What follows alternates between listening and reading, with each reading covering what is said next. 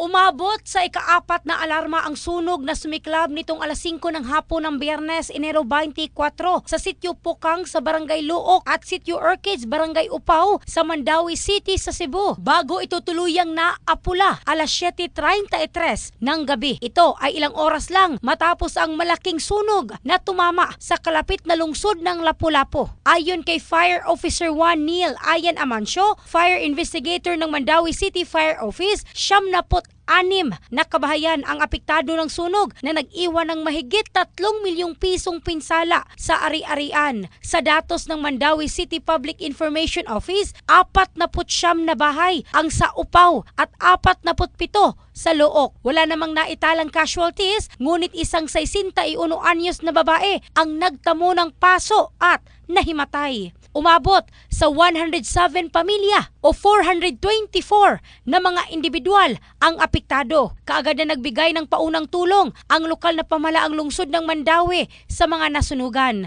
Inaalam pa ang sanhi ng apoy. In the heart of changing lives, ito si Michelle Craste ng Brigada News Philippines, the Music and News Authority.